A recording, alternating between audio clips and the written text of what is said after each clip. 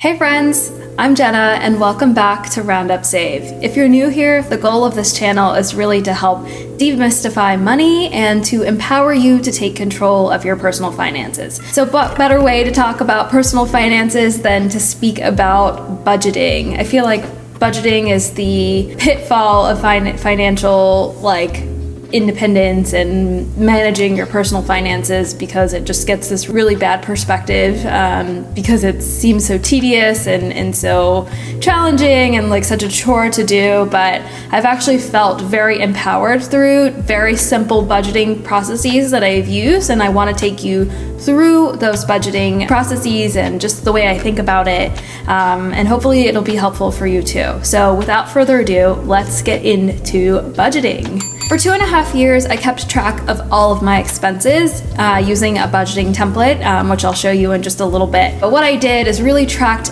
everything. So everything that I earned, everything that I saved, everything that I spent on. And so I think throughout the course of the year, it was really a really awesome exercise actually to be able to see okay, how much have I saved? How much am I spending on insurance? How much am I spending on rent? And how does that compare to where I want to be and what my goals are? And so I started budgeting in 2019. At the time I was living in a house with 2 roommates, and I wanted to move in with Neil, my boyfriend at the time, and wanted to just have a better sense about how much I could afford for rent given my income at the time.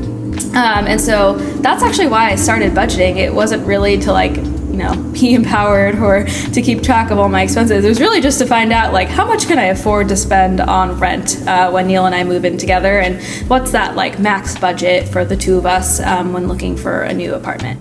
It ended up being such a great, thing to do and a great resource, and just found it to be very empowering. And so I'll take you through what my 2019 budget spreadsheet looked like, and then how I used what I learned in 2019 to make decisions about what I wanted to see in 2020 and 2021. And I'll take you through that so you can see how I use that information from 2019 to make decisions about 2020 and 2021. So keep in mind that the budget that I'm going to show you is one that I just found online, to be completely honest. Put it into Google Spreadsheets, and I did it in Google Spreadsheets because I wanted to be able to access it easily on my phone and to, just be able to update things in real time very quickly when I needed to. And so Google Sheets allowed me to have that flexibility and real-time access, which I really love. I also will walk you through the budget, and we'll show you how I modified each of the columns and things like that to make it based on what I need and what I knew I would be spending on. So it's very personalized to me, and I would encourage you that if you're going to use something like this, to personalize it to you as well. I think that's really helpful, and just to make sure that you're capturing all of the elements that you spend your money on and how you want to save your money as well. So let's look at the 2019 budget spreadsheet that I created. Okay, so here is my 2019 budget spreadsheet. As you'll see, I have kind of this dashboard, if you will. It doesn't look pretty. I don't really care that it looks pretty. It's just for me to be able to know exactly what I've spent on. So I have a total savings for 2019, and then you'll see tabs for January, February, March, every month of the year. And what I like about this is that I was able to track how much I actually saved month over month. You'll see some months where I saved more than what I was making in green, and some months in red. The red for me is not too big of a deal because I knew that, for example, in January, February, and March, I saved a lot more. So going over what I was making in April, May, and June wasn't too big of a deal for me, but it could be really important to track this way, because then you'll know how much flexibility and leeway you have. So at the time, I was working at a pharma consulting firm, and was making roughly about $6,000 or so, we'll see, per month. And as you can see, I also tracked other things, like when I got a tax refund or bonus, or got paid 3 times in a month versus only getting paid twice a month, and other big life events too. So for example, I moved into a new apartment in May. My company merged with a different company and we ended up getting like a really nice bonus. So track that as well. Also wanted to track vacations. I always think that you should kind of spend mercilessly on the things that you love. And one of the things that I love is traveling and eating out. And so I thought it was going to be important for me to track that as well. And then total saved, and we'll go through this. So let's take a quick look at June of 2019. At the time I was actually making about $5,384. You'll see here that there's like the projected monthly income and the actual monthly income. Apparently I got $500 extra money that month. That's because you'll see here in the notes that my dad gave me $500 to spend on furniture at the new apartment. And then I have my fixed costs. So the left column is really mostly fixed costs. So housing, rent, I spent $14.91 on rent, my phone bill, electricity, cable, all of the taxes that I pay, my MBTA, like my Metro monthly pass, gas, my insurance, that's obviously a fixed cost, you can't get out of paying that, and then retirement. I would think I was contributing about 15% of my paycheck into 401k at the time, so that turned out to be $700 per month. But what I really like about this spreadsheet is that there's the projected and the actual. So for rent, like that's not really going to change, but for example, I would budget, $57 for my phone bill, but it actually ended up being like $56.65 this month. Or gas, I would budget $100, but actually only ended up spending $60.76.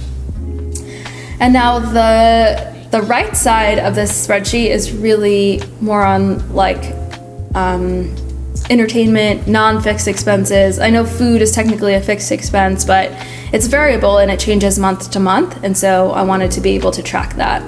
So you'll see here I have like groceries, dining out, some entertainment, I got some gifts, did some shopping, clearly did a little bit more shopping than normal, signed up for a Spartan race later on that year, personal care, like hair, waxing, nails, fitness classes, I had a health coach at the time, great. And all of this is okay because I'm tracking everything. So moving into August, you'll see that my income also increased. I think this month I also had like got paid 3 times in the year. Similar thing. I think what I really liked about this spreadsheet though is that I could track my groceries, and this kind of fills directly into the total here.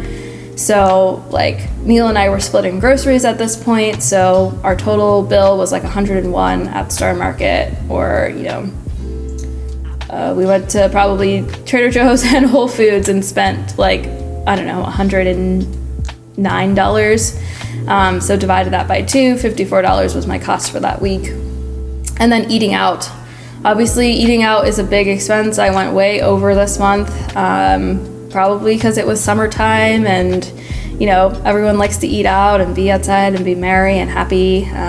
So really important for me to track that, and then I can kind of know what I need to do for the next month moving forward as well. So I think this is a good example of September. My rent, everything. I got did some spending, did some eating out. You'll see that this dining out piece, I'll end up changing this projected cost into more. And then also tracked some of my trips as well. But I think the biggest takeaway for 2019 for me was the total, this overview dashboard. So for me, tallying all of my totals for each month, I ended up saving $16,040.92. But then I tracked all my vacations. So from this total savings money, I subtracted my vacations, which I spent about $5,000 on vacations, which was great, which then gave me $10,900 left in the bank, and then wanted to make sure that I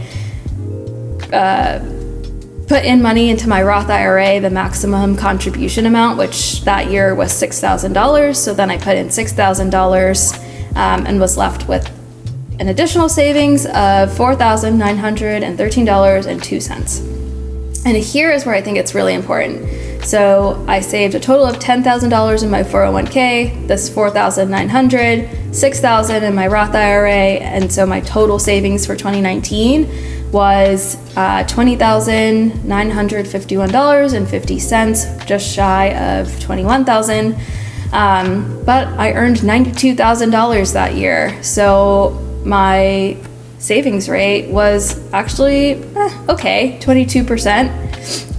But I knew that in 2020, I would want to increase my total savings rate. I kind of challenged myself to see how much I could get it.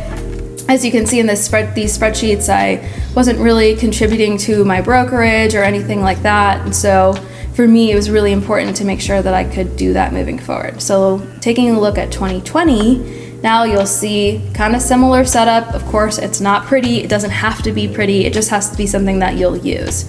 So taking a look at February, this was just before COVID. I got a tax refund, got some money from work, obviously. Kind of did the same thing, groceries, eating out, Amazon.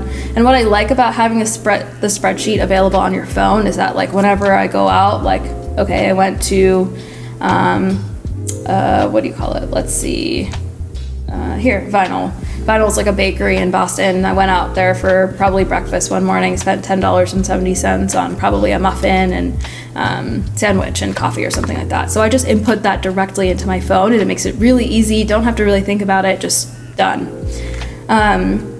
So here, you know, spent my usual. I'm tracking. May was actually in the middle of COVID.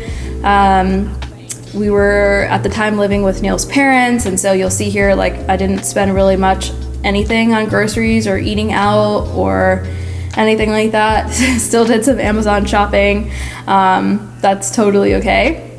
In August was when Neil and I had moved back to Boston after living with his parents for a few months, and then you'll see like things start to come back to normal. Lots of groceries, still lots of eating out.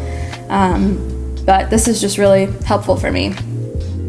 So one thing I said is that I wanted to increase my savings rate. And so what I did was increase my contribution to 401k. I guess now it was 15%, plus I had a bonus, and so I put all of that money into my 401k. I also started investing in my brokerage and in an Ellevest account, and so I'll link to my Why I Invest with Ellevest video, so you can check it out and learn more about Ellevest.